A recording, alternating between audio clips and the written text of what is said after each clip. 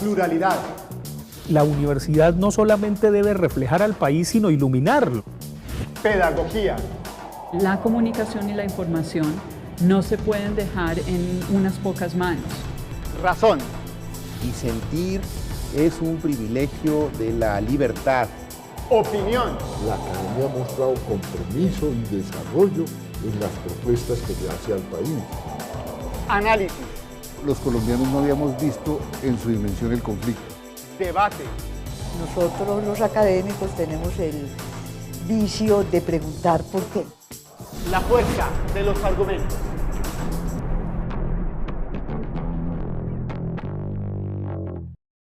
Bienvenidos a este especial de La Fuerza de los Argumentos, un programa de la Rectoría de la Universidad de Antioquia.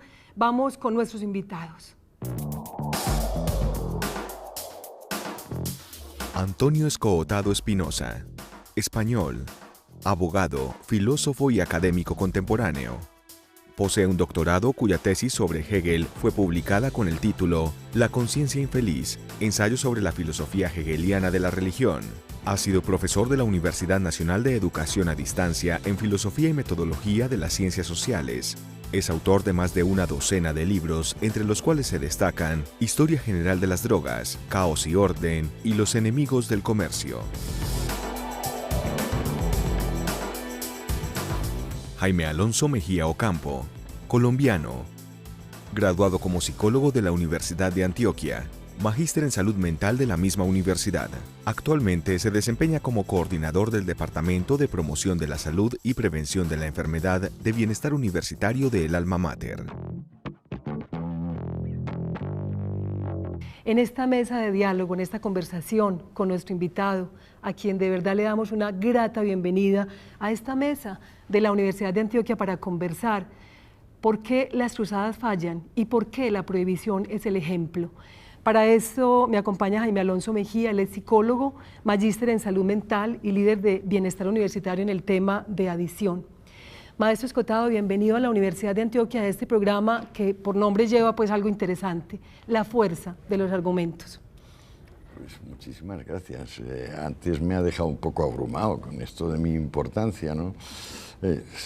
No hay nada peor que la autocomplacencia.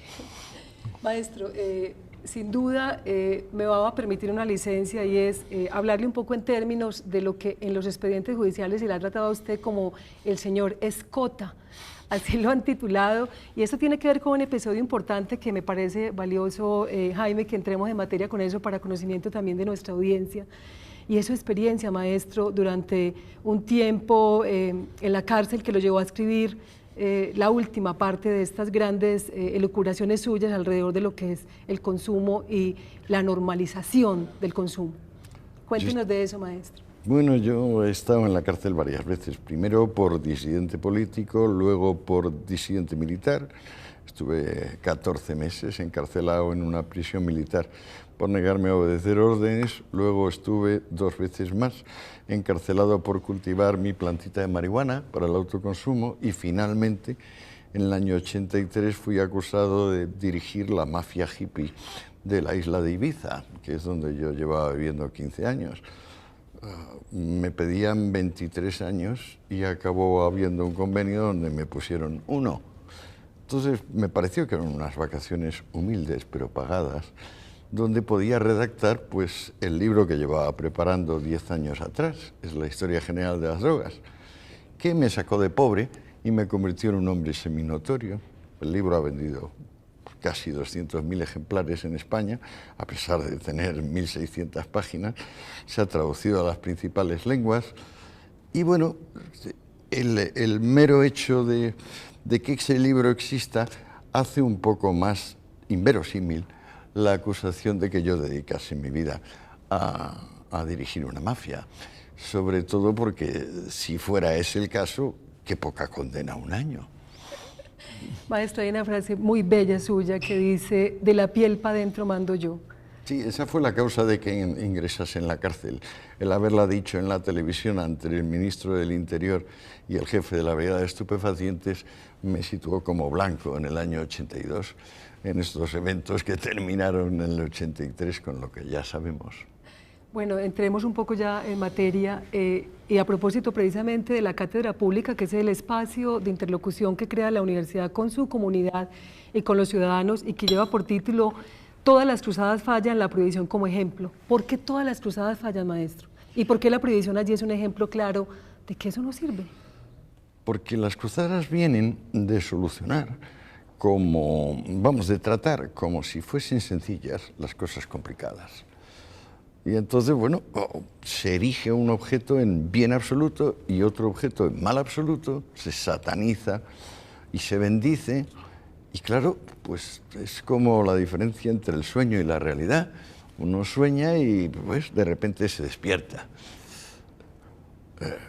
Pues eso nunca coincide con lo que pasa en la vida, fundamentalmente porque lo real, a diferencia de lo imaginado, de lo fantaseado, está lleno de detalles.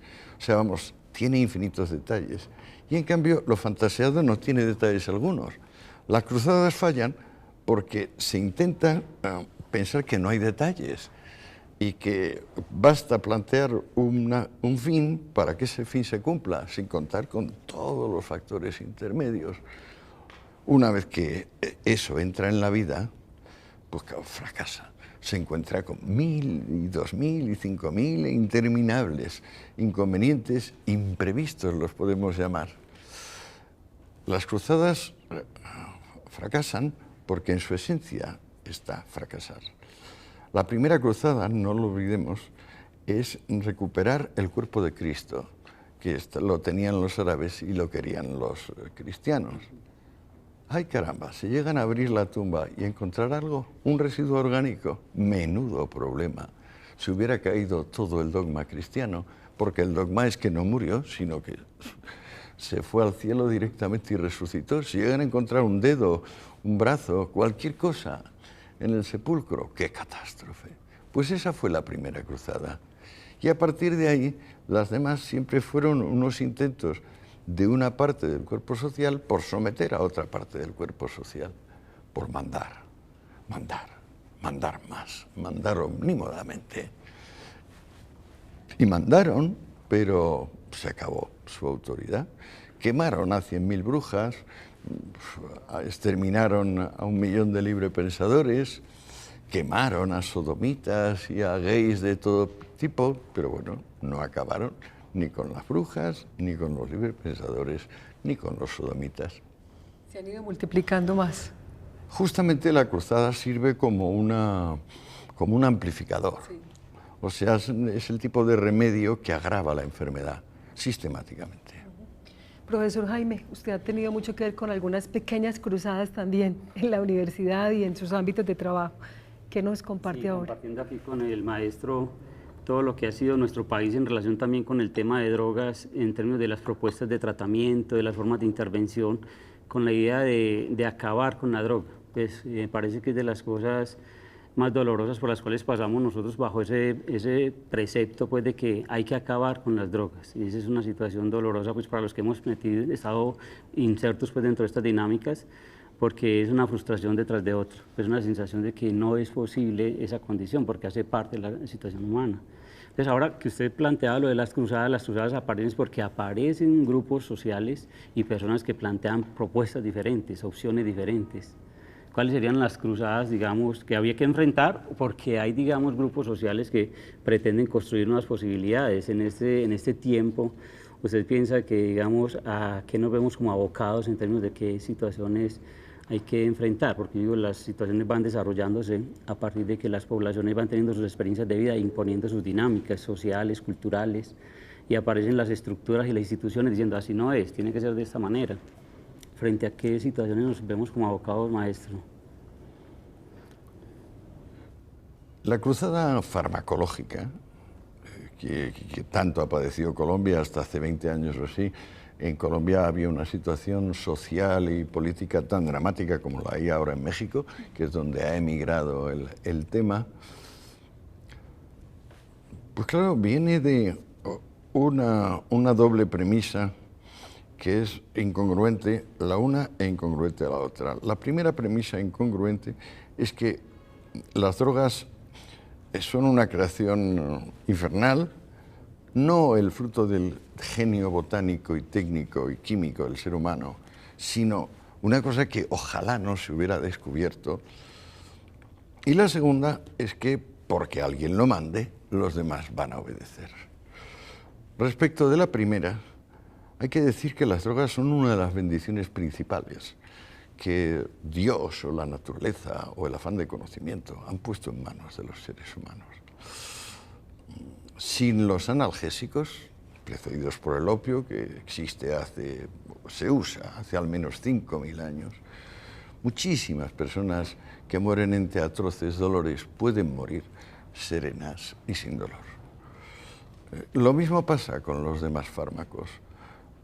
Podemos extremar las cosas y decir que no hay un solo veneno que no sea muy útil. No digo útil, muy útil. Ahora mismo hay a lo mejor 100 o 1000 botánicos que están buscando entre las pequeñas ranas del Amazonas y víboras superactivas extraer esos venenos para venderlos a un precio extraordinario, muy bueno, o sea, por ejemplo, mínimo 5 o 10.000 euros el gramo de sustancias hipertóxicas, porque esas sustancias son útiles para distintos medicamentos, por ejemplo, yo sé, deficiencias cardíacas, etcétera, etcétera. Solo la ignorancia y el maniqueísmo pueden pensar que las drogas son una maldición de la humanidad. Las drogas, como digamos la dinamita, han permitido hacer túneles, dragar puertos, sacar adelante lo que se llama el proyecto de una civilización. En cuanto a lo segundo, el poder de la autoridad, la capacidad del mando, pues esto es nefasto. Como decía esta mañana en la pequeña charla en la universidad, la historia universal puede concebirse como el proceso en el cual, con muchos fracasos y muchas retiradas y muchos armisticios, la inteligencia se va sobreponiendo a la tiranía del deseo, de cómo la inteligencia va venciendo a la voluntad. Nacemos y empezamos a querer y a mandar a nuestros padres y a decir esto y lo otro, somos caprichosos, lloramos si no se nos da y tal. Si la vida va bien y la persona llega donde tiene que llegar, pues nos damos cuenta que somos poco, cada uno en particular, cada individuo es poca cosa, y que para lo que servimos es para arrojar luz acerca de las circunstancias y condiciones que permiten mejorar la vida, la propia y la ajena. Entonces todos los autoritarios son enemigos de la humanidad, lo sepan o no. Normalmente se presentan como mesías salvadores y personas que van a mejorar la existencia, y luego en la práctica todos llevan más o menos claro un plan eugenésico, es decir, un plan de mejora de la especie que, llamado por su nombre, es genocidio. Todos los voluntaristas son genocidas. Y ellos, de alguna manera, podríamos decir, son los que están conduciendo los hilos o los que están estableciendo las reglas de juego. Pero yo quisiera preguntarle a usted, maestro Escotado, lo siguiente. El consumidor, en este caso de la sustancia, de la droga o del consumo de ciertas sustancias psicoactivas, digamos que es el último en la cadena, pero frente a esa cadena hay unas circunstancias de contexto que podríamos denominar las redes ilegales, las mafias del tráfico. En Colombia, por ejemplo, son funestas las experiencias que como sociedad hemos tenido, es mucho el dolor y la sangre que ha corrido un poco en esta sociedad. ¿Cómo enfrentar desde la ética esa otra circunstancia que tiene que ver con esas otras redes y esos otros, digamos, monopolios ilegales del manejo de droga y del consumo? Si la humanidad lleva 4.000 años tomando todas las sustancias que ahora se consideran satánicas y no ha habido crimen organizado relacionados con ellas, y a partir de la prohibición se crea el crimen organizado, ¿por qué me hace esta pregunta?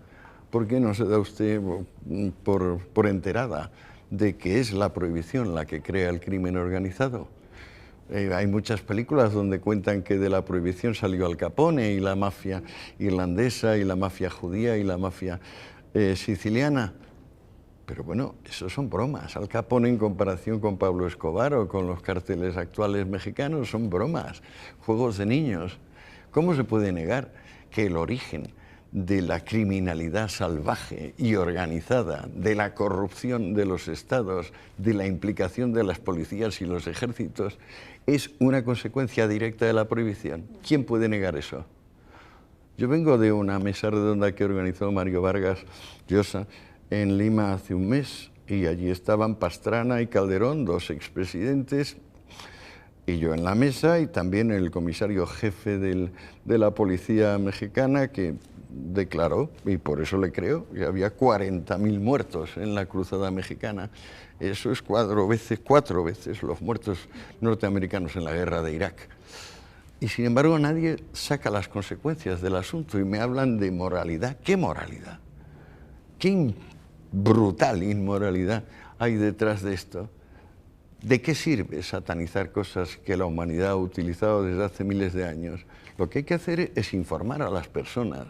Por un lado, darles la libertad de elegir, porque al fin y al cabo no son niños pequeños, no son párvulos, sino que son ciudadanos con derecho a obrar autónomamente. Pero por otra parte, claro, si la clase médica, la clase farmacéutica, la clase política colabora en este gigantesco engaño, en este fraude a la ciudadanía, lo único que pueden hacer los ciudadanos es oponer a la barbarie conocimiento, oponer a la tiranía autonomía.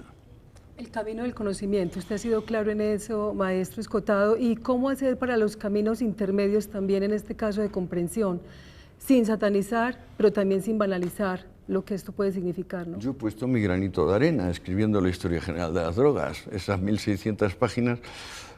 Yo no tenía idea cuando me puse a estudiar el tema de qué iba a ser. Creo que cualquier persona honrada se pone a estudiar algo porque sabe que no sabe y quiere enterarse. Y una vez que se va enterando, pues entonces le cambian las cosas. No hay manera de coger la historia y presuponerla, inventarla, imaginarla. Eso lo puede hacer un novelista o un pintor con su cuadro, o un músico con su composición. Pero la historia es un cuerpo de hechos coordinados, tanto más coordinados cuanto que más sabe el historiador de las distintas ramas. Por ejemplo, en cualquier hecho histórico hay un factor económico, un factor sociológico, un factor psicológico, un factor estético, etc. Cuanto más profundiza el historiador, más se da cuenta de que aquello es realidad. Y realidad significa lo contrario de sueño, de fantasía, de ideal, por ejemplo. ¿Qué atrocidades ha atravesado la humanidad en nombre de ideales? No queremos ideales, queremos reales. O sea, la vida está hecha de cosas físicas. Todos los ideales no son físicos, son metafísicos, son geométricos. Es como el punto y las curvas regulares o la línea recta. No hay una línea recta en la naturaleza. No la hay. O sea, solo la hay en la mente de Euclides. Muy bien, vamos a un pequeño corte y volvemos aquí a la fuerza de los argumentos con el maestro Antonio Escotado. Volvemos a la fuerza de los argumentos. Estamos hablando por qué todas las cruzadas fallan y la prohibición como ejemplo. Profesor Jaime, adelante.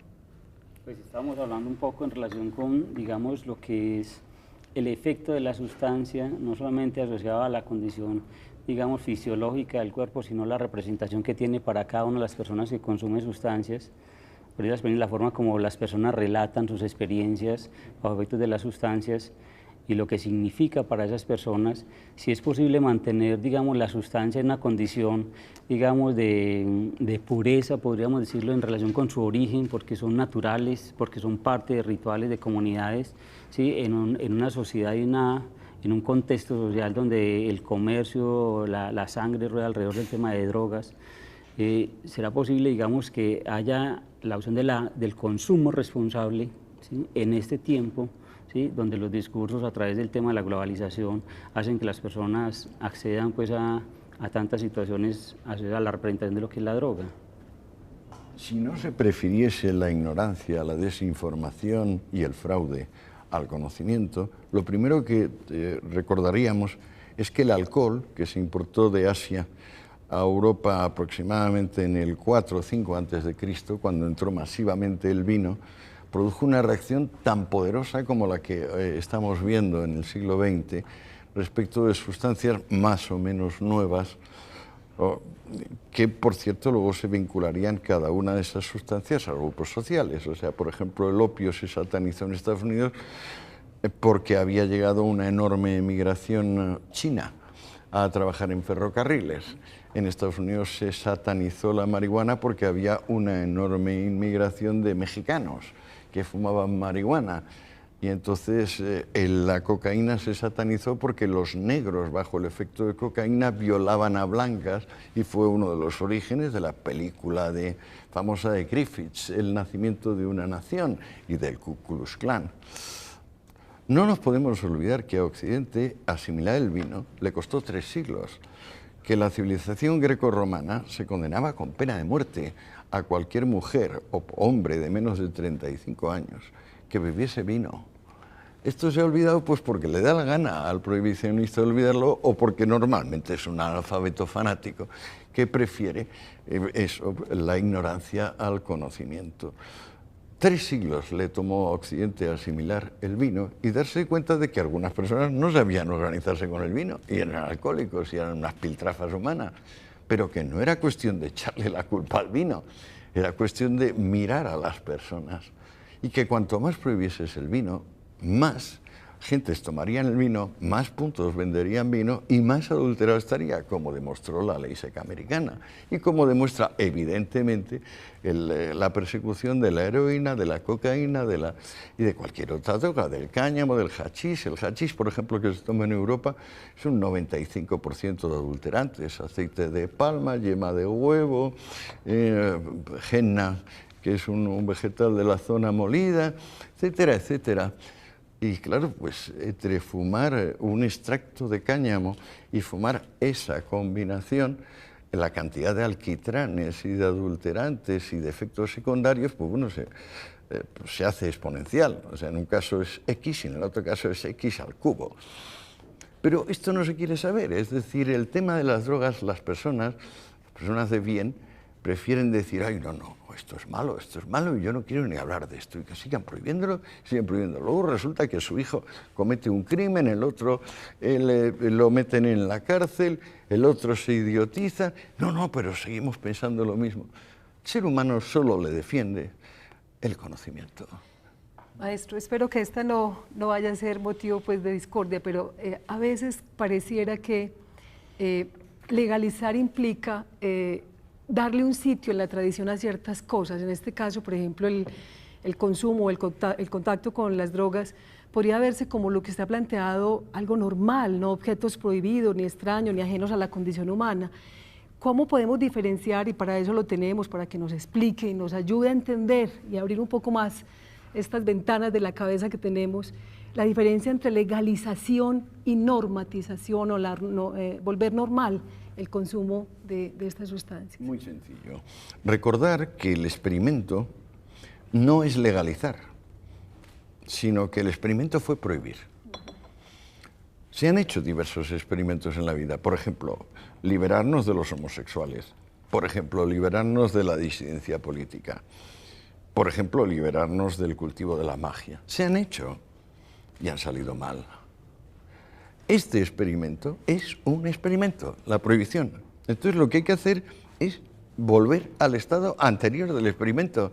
Y dice: ay, ¿cuándo fue eso? No, antes de 1971, no hace mucho tiempo, la Convención Internacional de Sustancias Psicotrópicas, donde la fuerza de los americanos como superpotencia mundial les permitió exportar una cruzada puramente local, porque las farmacias en Asia o en África o en Europa no hacían ningún caso de las prohibiciones que regían en los Estados Unidos de Norteamérica, ni tampoco en Canadá. Y claro, decir, pues lo que había antes de 1971, que ciertos productos de la naturaleza, los más afines a la síntesis química, a la farmacia, los más relacionados con la botánica, al herbolario, los más introducidos para ceremonias recreativas, institucionales, como bodas, bautizos, etcétera, etcétera, al supermercado. Así de sencillo. O sea, lo que hay que hacer es derogar la prohibición, no legalizar las drogas. Legalizar las drogas sería revolucionar todo el tema de los derechos civiles, cambiar las constituciones. O sea, si, por ejemplo, un Estado tiene derecho a legalizar las drogas, un Estado tiene derecho, por ejemplo, a legalizar o ilegalizar el turismo, la pintura, la lectura, el estudio. Esto es todo un despropósito. El origen de esto es un despropósito y si seguimos con esto y no nos damos cuenta de que todo es absurdo y ridículo y anticientífico, no vamos a ninguna parte. La propia palabra droga es tan ambigua, tan indeterminada que da risa. Primero en el 14 se prohibieron 4 sustancias, ahora hay 2.600 prohibidas y acaba de salir una ley de análogos en Estados Unidos para decir que cualquiera parecida que también está prohibida, pero es que ni siquiera se ha descubierto. Todo es delirante, o sea, es como la guerra de las galaxias, pero llevándose por delante 40.000 personas al año, como sucede en México. Es decir, la cosa parece un error, pero la práctica es una tragedia cotidiana para millones de personas. No hablamos de que hay por lo menos 5 o 6 millones de personas encarceladas en las cárceles del planeta por esta cuestión, que es una cuestión absurda, que no va a ninguna parte y que no lleva a ninguna parte, más que a seguir agravando el problema, porque las cruzadas fracasan, porque está en su esencia fracasar, porque triunfan fracasando. Cuando no se encontró el cuerpo de Jesús en Jerusalén, que fue la primera cruzada, empezó la historia de los fracasos. La segunda cruzada fue la cruzada de los niños.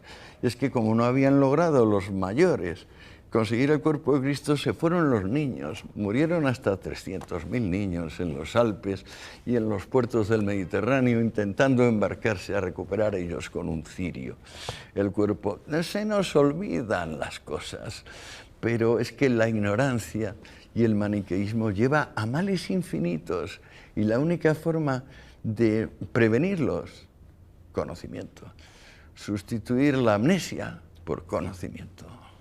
Investigación en las universidades, en los nichos del saber y donde se está llamando a que la sociedad abra camino en esas posibilidades. Profesor, ¿usted qué piensa de eso?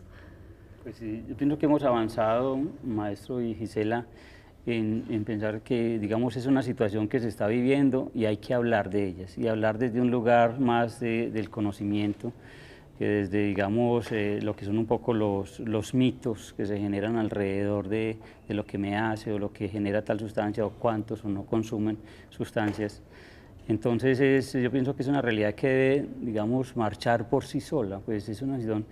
Es importante el conocimiento porque, digamos, las instituciones necesitamos reconocer que es más, digamos, un discurso que por momentos se genera a partir de crisis, por ejemplo, un joven murió por sobredosis o hay que intervenir esta situación porque hay expendio de drogas. Entonces es tratar como de pensarlo más en términos de que es un tema del que se vive, está en nuestros espacios, entonces hay que hablar de ellos y hablar con los muchachos, hablar con las personas.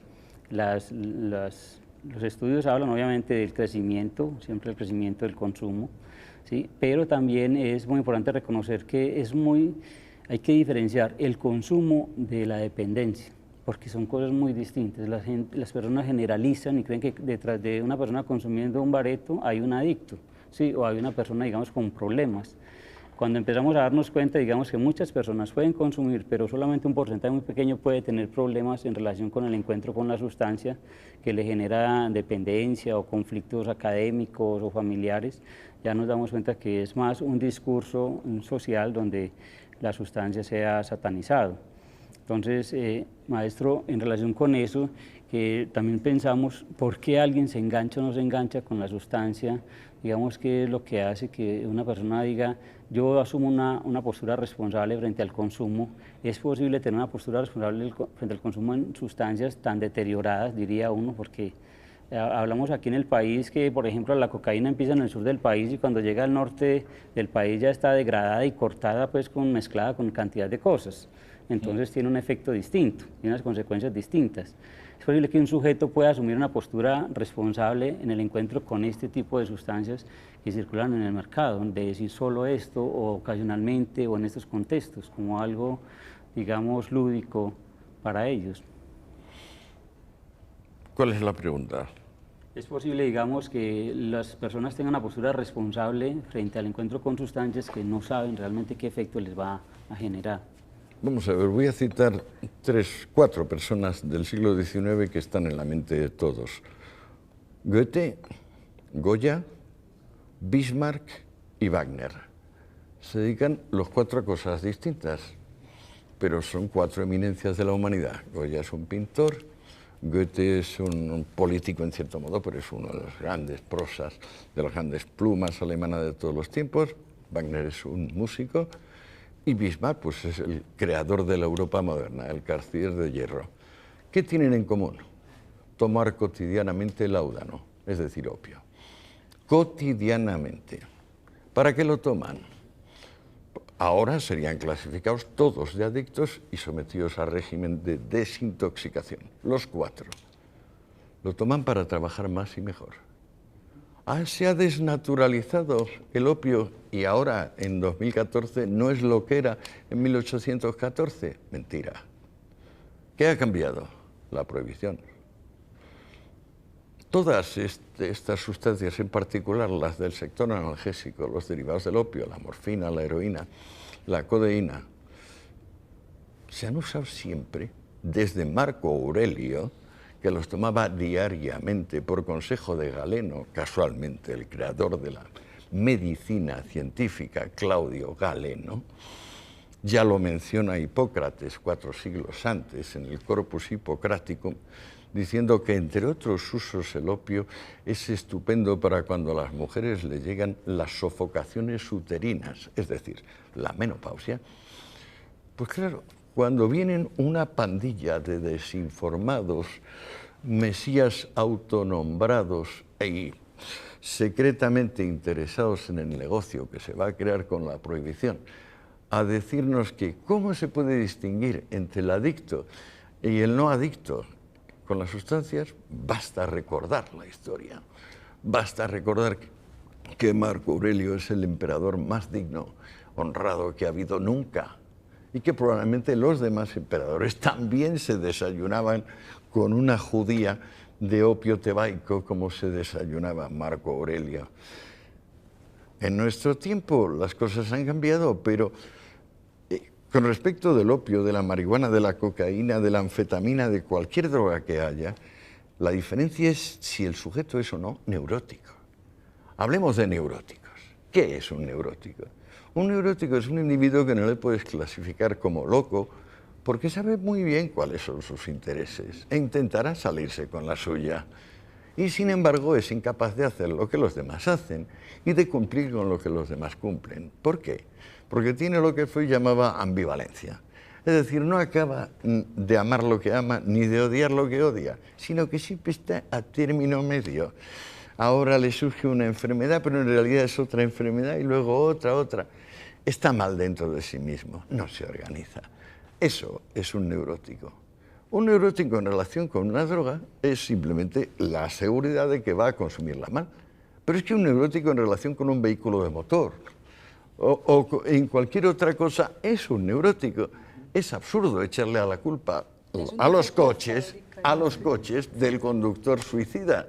Pues tan absurdo es echarle la culpa a las drogas del mal uso de las drogas. Parece mentira que 100 años después de la prohibición sigamos escuchando a personas supuestamente expertas en esta materia que no dicen más que bobada tras bobada, ignorancia tras ignorancia. Y bueno, yo quiero creer que muchos de ellos lo que son es hipócritas, porque es que verdaderamente no lo entiendo. Aquellos 10 años que yo dediqué a estudiar la historia de las drogas, de verdad que no tenía la menor idea, no sabía que se habían tomado todas y cómo se habían tomado y cómo las distintas épocas sociopolíticas habían ido influyendo. Pero ¿por qué demonios he tenido que ser yo el único que le haya dedicado 10 años a 12 horas diarias de trabajo al tema? ¿Por qué? Si somos 8.000 millones de personas. Yo no me lo explico. De verdad que no me lo explico. Y luego que haya tenido que pasar por la cárcel por esto, pues estupendo, pues es una prueba más de cómo se defienden estas posiciones. Maestro, esa anécdota suya con el coronel que le apunta Era un capitán. Un capitán y lo amenaza. Eso parece ser también una constante en su vida porque prácticamente ha estado amenazado y puesto en entredicho muchas de las cosas que usted ha planteado. Es curioso como siendo la dignidad humana, la libertad y la responsabilidad, luego en la práctica cuando intentas aplicarlo te haces muchos enemigos. La independencia, por ejemplo, a nivel de mi gremio, el universitario, me ha costado cosas graves, sí. No es fácil no pertenecer a una capilla, no deberle a alguien tu plaza. O sea, no es fácil decir, yo quiero merecer. No, merecer no. O sea, tú, si eres de los míos y me prometes luego votar a quien yo diga, ahora te voto yo a ti. Eso es corrupción, eso merece la cárcel. Y sin embargo, eso es lo que pasa cada día. ¿Cómo ha enfrentado usted, maestro? Pues yo creo que lo ha hecho, pero expliquemos un poco esa endogamia, si se quiere también, y eso que se ha llamado, entre comillas, el corporativismo universitario. ¿Cómo lo ha enfrentado desde su trinchera también? Mire usted, ahí tengo unos récords mundiales. Cuando presenté mi tesis doctoral, en el 63, era la primera tesis en castellano sobre Hegel. Luego el libro se publicó en Revista Occidente, como ensayo sobre la filosofía hegeliana de la religión. Pues bueno, el decano y presidente del tribunal me dijo, este Hegel es un protestante y no va usted a leer la tesis, pero como usted sabe alemán y domina el tema y yo no, lo que yo me encargaré es de que no haya quórum en el tribunal. Y como son 5, él era 1 y nombraba a todos, 2 me apoyaban. 3 veces se leyó la tesis y 3 veces no hubo quórum. A la 4ª yo me busqué un notario y me fui a la lectura y de repente apareció el bedel, le dijo al decano, hay un notario de Madrid que quiere hablar con usted. Y dijo, ¿un notario para qué? Dijo, ¿qué pase? Y el notario dijo, vengo de parte del señor Escotado a levantar acta de que está usted aquí en el decanato a las 12:30 y desde las 12 están en el aula 11 esperándole. En aquel momento se fue rápidamente al aula 11 y dijo, no quiero más hablar. Muy bien, summa cum laude, 10. O sea, no hace falta ni que la defienda. Así me dice doctor. Cuando en el año 83 acababa de ser encarcelado por este asunto de director de la mafia hippie de Ibiza, se convocaron una conversión de todos los que éramos adjuntos de las asignaturas en titulares. Unos casi 10.000, 9.000 y pico. Uno quedó fuera. Yo. Ya para entonces tenía 11 títulos publicados, casi 40 traducciones. Era el más conocido de mi gremio, el único que sacó 0 de los 7 miembros del tribunal. Hace 2 años, antes de jubilarme, decidí que, bueno, porque insistían mis hijos, pasaría de titular. Bueno, naturalmente hice una reclamación administrativa de por qué habían excluido solo a mí de 10.000. Y entonces el tribunal se dignó decir que, bueno, que me daban un 5. Los demás habían pasado con 9,98, por supuesto. Y eso supuso 2 años de retraso, de sueldo y de escalafón. Hace 3 años, ¿no? 2. Cuando me iba a jubilar, decidí presentarme por primera vez a cátedras, pensando que iban a tener el atrevimiento de cargarme, pero no cargarme en el segundo ejercicio, que era el de memoria de cátedra, o sea, proyecto doctoral, no proyecto docente, sino en el primero, el de currículo, porque el de currículo tiene factores objetivos, cantidad de publicaciones que tienes, obras traducidas, repercusión nacional e internacional y sobre todo una cuestión que a lo mejor hay en la Universidad Colombiana también, que se llama sexenios de investigación. Yo me presenté con 6 sexenios de investigación, que son el máximo que se puede tener, porque si no, no hay tiempo. 6 años, figúrate, pues son 36 años. Yo me presenté con 6 sexenios. Más de la mitad del tribunal que me juzgaba tenía 2 sexenios. Solo el que más tenía, el presidente del tribunal, tenía 3 sexenios. Yo ya sabía que si tenía la suerte de que me cargasen en la prueba de currículum, les desmontaría, les llevaría a un juicio contencioso administrativo y les vencería. Y efectivamente se atrevieron, me pusieron 7 ceros otra vez, como me habían puesto en el 83, y yo recurrí. La primera respuesta de la Secretaría de Estado de Universidades fue que había llegado mi reclamación fuera de tiempo. Era un tampón de correos. Entonces lo llevamos a la Audiencia Nacional y la audiencia dijo que absurdo, cómo reclaman un tampón de correos. Es evidente que el tampón de correos tiene la fecha y condenó al Ministerio de Educación a 1.000 euros por temeridad y maniobras dilatorias. ¿Qué hizo el Ministerio? Apeló. Se fue al Tribunal Supremo. El Tribunal Supremo ya se agarró un cabreo tremendo y le metió 10.000 euros por temeridad y maniobras dilatorias. El juicio se me ponía fenomenal. Es lo que yo había pensado. Yo soy jugador de ajedrez, casi fui campeón de España de ajedrez en el año 82. Y claro, salía todo perfecto. Pero no calculé los plazos. De repente, un día me llama mi abogado, se llamaba Rafael Núñez Chivato, me fié mal del segundo apellido. Qué desgracia. Y me llama y me manda como único mail 7 sentencias del Tribunal Supremo donde no se ganan los procesos así. Y yo me quedé cari acontecido y a las 6 horas después de estudiar las sentencias dije, no digas tontería, Rafael, si dicen el decreto de ley que regula la materia dice que tienen que hacer informes razonados. No han hecho informes razonados ninguno de los 7. Mantén la reclamación, el juicio está ganado. Tenemos 2 resoluciones previas que los condenan por dilación. Siguiente mail. Se nos ha cumplido el plazo. Pudo la burocracia entonces. ¿Qué es eso? ¿Quién compró a mi abogado? ¿Qué le dieron? La solución que me dieron mis amigos, mi mujer, procesale. Pero a mí, yo no me interesa ese gusano, ese miserable. Yo iba contra la institución y ahí perdí la partida más seria de mi vida. Maestro, pero para ir a este corte que ya nos está imponiendo el tiempo, este segmento, una cruzada ahí que sin duda, aunque no haya fallado, lo que ¿no? cuesta la independencia. La libertad, ¿no? El costo de la libertad, ¿no? Ahí está sentado. Ya regresamos en esta amena conversación con nuestro invitado especial, Antonio Escotado. Estamos en la fuerza de los argumentos. Continuamos aquí en esta mesa de diálogo con Antonio Escotado y con el profesor Jaime Alonso Mejía. Maestro, veníamos pues de esa mirada, entre comillas, anecdótica de lo que había sido esa funesta relación con algunos tribunales de la academia, de ese gremio, sí que no es fácil. Pero yo quisiera que entráramos un poco en algo que me parece muy valioso y es ese método suyo de investigación. Usted mencionó un dato que a mí me pareció asombroso, Jaime, y es 14 horas diarias de trabajo, búsqueda de documentos primarios por parte suya. Usted no le delega a nadie la labor investigativa. A esta altura de su vida, y que uno lo ve además con mucha vitalidad, quiero confesárselo, me parece que es un adicto en muy buenas condiciones, contrario a lo que a veces parece, ¿no? Los adictos parecen deteriorarse. 3 paquetes diarios de tabaco y el consumo diario de marihuana, que también le ha servido para... un porrito antes de dormir, sí.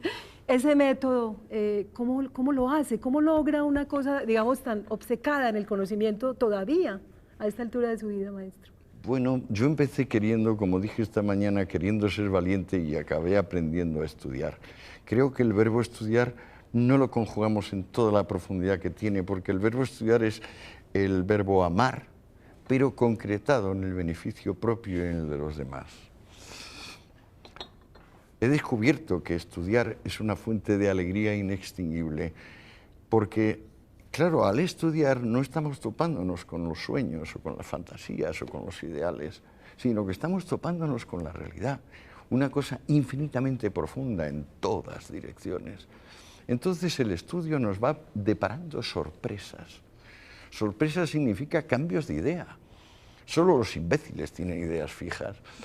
O sea, la cumbre, la realización del espíritu humano es irse sorprendiendo. No en vano, el origen de la filosofía, lo dice el libro Lambda de la metafísica de Aristóteles, es el asombro. Y del asombro surge la curiosidad, y de la curiosidad surge la tenacidad del estudio. Hasta tal punto se ha corrompido la cosa que el diccionario de la lengua española definía por curiosidad querer saber lo que se desconoce. Desde el 79 han venido una pandilla de sinvergüenzas y El Diccionario de la Lengua Española, la RAE, dice: curiosidad es querer saber lo que no nos incumbe. Desde el 74, eso son como de Auschwitz, es un Auschwitz aplicado a la lingüística, pero también asombro, antes del 74, significaba sorpresa, maravilla.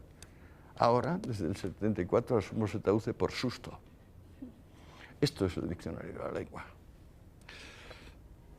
¿He contestado lo que me preguntaban? Sí, pero me gustaría mucho saber esa disciplina todavía, en las 14 horas diarias, cómo se hace, cómo se logra algo tan valioso pues, en la disciplina de conocimiento. La alegría del descubrimiento, sí.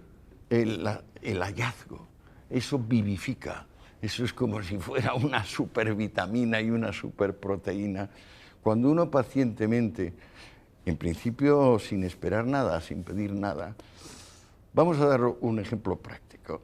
Cuando el tomo 3, que estoy ahora de la historia del comunismo, me llegó, Lenin, pues claro, yo me leí el par de biografías canónicas que hay sobre Lenin, me leí las obras de Lenin, prácticamente todas, pero me encontré con que Internet me ofrecía 4.100 referencias. Podía haber visto algunas u otras, no, dije, ¿cuánto vas a tardar, Antonio? Como mucho un año. Me las liquidé en 3 meses, las 4.100. Luego se abrieron los archivos de Moscú y aparecieron en los documentos clasificados que eran 6.000 y pico más. Pues me los leí también, escasamente en 2 meses, estos últimos, porque eran textos pequeños, memorandos, notas. Cuando terminé, dije, ¿sabrá tanto Lenin de sí mismo como sé yo ahora de él? Pero claro, la historia del comunismo tiene por lo menos 100 personajes como Lenin, pero yo llevo 15 años. Y no me importará estar 20 si la salud me conserva, para tener la más profunda noción que pueda de cada protagonista, de cada hora, de cada momento. A mí me parece que si las personas eligieran estudiar, serían más felices y serían más útiles para el prójimo. Yo lo hago porque es la actividad que más me gratifica y también pienso la que más útil me hace ante los demás. Espero, por ejemplo, que hoy, después de esta charla, ustedes dos tengan una idea un poquito más clara acerca del asunto que a mí me apasionó durante 10 años. Otra cosa es que esté hasta las narices de hablar de drogas porque fue un asunto del pasado y no me gusta que me etiqueten. También me podían etiquetar como experto en Aristóteles, que con tanto fundamento, pero nadie me recuerda como traductor del De Anima. O sea, solo se me recuerda como cosas de este estilo, o traductor de Newton. Por ejemplo, cuando yo tenía 50 años me di cuenta que había escapado de las matemáticas de mala manera, las había aprobado con 5 de mala manera. ¿Qué podía hacer? Pues traducirme los Principia Mathematica que estaban en latín de Newton y no estaban en castellano, y de paso aprender cómo se generó el cálculo, porque claro, si aprendemos algo por definición, la definición es plana y chata. En cambio, si sabemos cómo una cosa nace y muere, entonces esa génesis nos explica lo que la cosa es. Me traduje los Principia y ahora pues ya sé lo que es cálculo. Sé lo que es cálculo desde la madre del cálculo, y salvé ese agujero que tenía de las matemáticas de bachillerato, porque como luego ya hice letras, no sé matemáticas superiores, por supuesto, pero se me había quedado el cálculo fuera. Maestro, antes de que se nos vaya, a ver si te parece, como ir desde lo macro un poco, una mirada desde arriba y luego bajar a la universidad no solo la Universidad de Antioquia, sino la universidad como ese espacio de convivencia y de comportamiento entre la diferencia, nos encontramos todos. Pero yo sí quisiera que antes de que usted se fuera, maestro, de este programa, nos contara cuál es su perspectiva comparativamente de lo que ha sido el abordaje del tema, pues no de legalización o despenalización, tanto en Europa como ahora nosotros aquí en esta América tropical, en este mundo complejo que nos contiene a todos. ¿Qué nos diferencia y qué nos puede unir en ese controvertido y complejo manejo que usted ya nos ha advertido que hay que cuidarse porque no es una línea recta lo que estamos viendo, es unas complejidades? El caso de Uruguay, por ejemplo, ¿cierto? En este ensayo que se está haciendo también con una sociedad que busca dar un salto.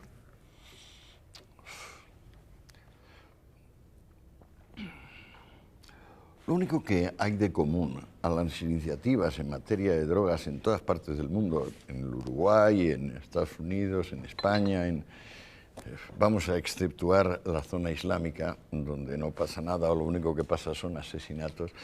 Lo único común es que la guerra a las drogas se ha convertido en un armisticio. Y lo que antes era represión, ahora es prevención de daños. Así van muriendo todas y fueron muriendo todas las cruzadas existentes. Así pactaron Ricardo Corazón de León y Saladino no seguir peleando por la tumba de Cristo. Y así se acabó la cruzada contra el libre pensamiento en el siglo XIX, y así se acabó en el siglo XX la cruzada contra los sodomitas y los gays en general. Cada vez que una operación de limpieza, es decir, un genocidio, se convierte en una operación preventiva, podemos imaginar que los causantes, los responsables, están retrocediendo sin poner el culo al aire de su propia situación. Creo que lo común en materia de drogas de todo el planeta hoy es que se está dando marcha atrás. Lo que pasa es que hay unos intereses creados gigantescos, ahora ya son realmente gigantescos.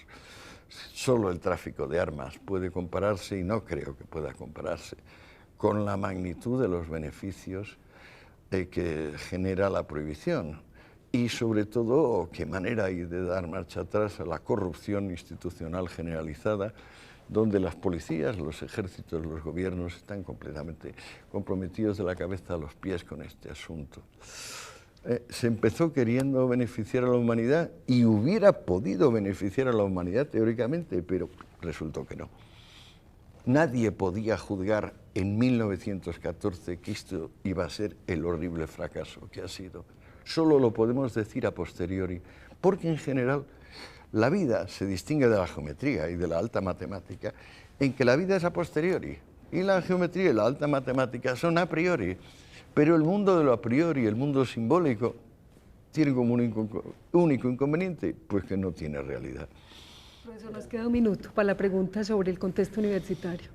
Sí, maestro, nosotros de todas maneras promovemos, digamos, lo que es en los muchachos el estudiar, el apasionarse, pues, como por el saber, por la investigación, y es de las cosas que más nos fortalecen estar en estos contextos. Pensaba si, digamos, desde lo que usted transmite como ejemplo de vida, digamos, el apasionarse por el saber es fundamental en el tema también que tiene que ver con sustancias.